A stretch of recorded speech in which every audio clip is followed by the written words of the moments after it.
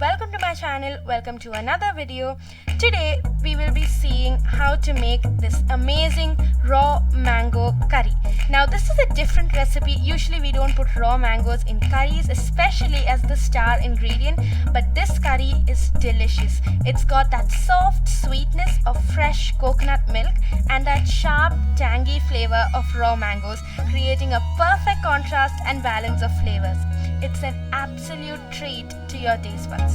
So why waste time? Let's just get started.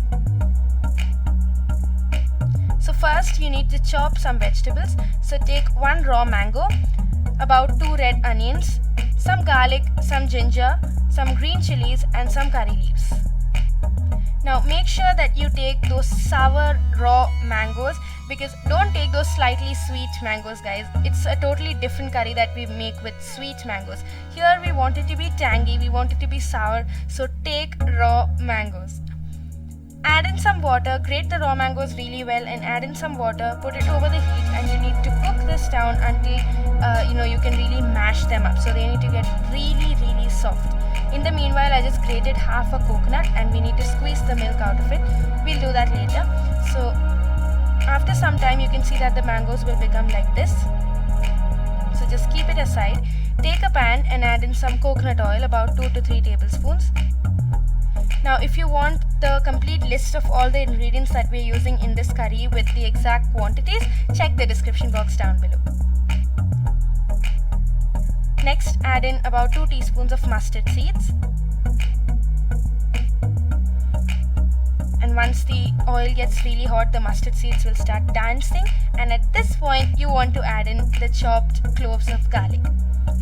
Now you might have noticed that we are going a little high on the quantities of garlic, ginger and green chilies and all that, and that is because we are not really adding much spice powders into this curry, like red chili powder or something like that. So all the flavor really depends on these small ingredients that we're adding, and that's why we're really keeping the quantities a little higher than usual. So add in the curry leaves and the green chilies and just saute it. Next, add in the finely chopped or even minced ginger. Now you can always mince the garlic and the ginger instead of chopping them into small chunks. Mincing brings out the flavor a little more better, but it's completely up to you. Anyway, it's fine even if you chop it like that, you will get a flavor, but if you want to get a more deeper flavor, you can mince it. And once the ginger and garlic are nicely cooked and all that raw smell is gone, add in the chopped red onions. Now at this point you might think that the red onions is a little too much, but trust me guys, be patient. Once you cook this down, it's going to reduce a lot, and you really want to take at least 2 red onions, or else you won't really have much quantity of the curry. So just saute this.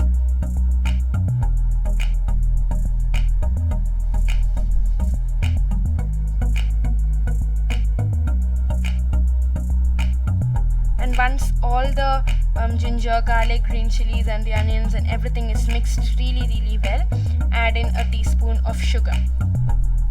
Now we don't want to brown these onions in this curry. We want to cook these onions until they become soft.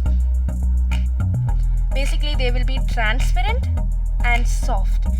So you don't want to caramelize these onions till they get deep brown. Just cook them down for some time until they reduce in quantity and also get really soft and translucent. Add in some salt and just mix everything really well,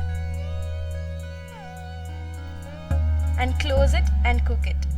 So every 5 minutes keep a check on it, keep it on low flame. Every 5 minutes take out the lid and just keep mixing it. You don't want the onions to burn, so do that until your onions reduce to about this quantity. And you can see the onions are not that brown. It's still whitish and translucent, and you can stop at that. Next, add in the mashed raw mangoes that we kept aside earlier. Now mashing these mangoes really helps to incorporate that flavor more easily and more strongly all over the curry. So instead of just grating mangoes and adding them directly, it's always better to cook them, mash them and then add them.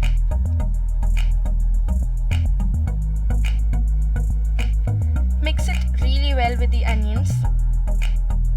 And as I always tell you, heat brings out flavor. So keep it over the heat and keep sauteing it for some time.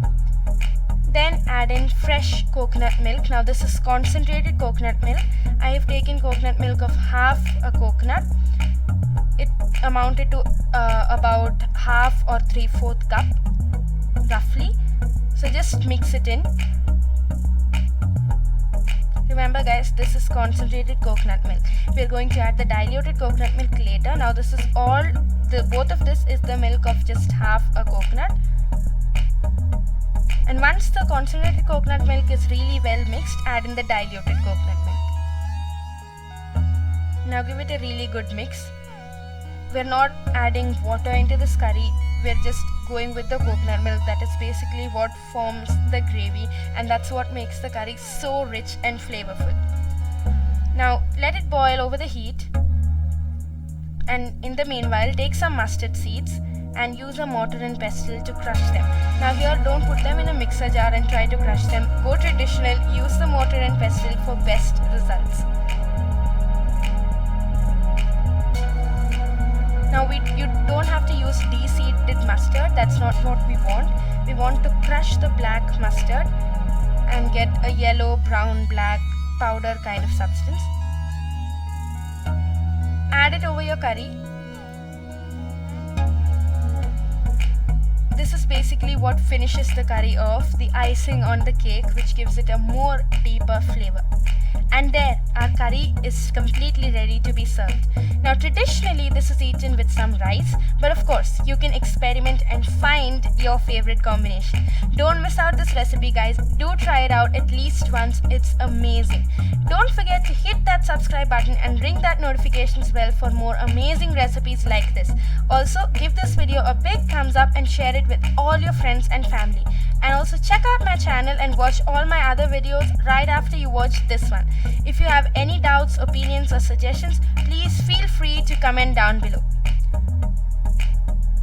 And I'll see you in my next video.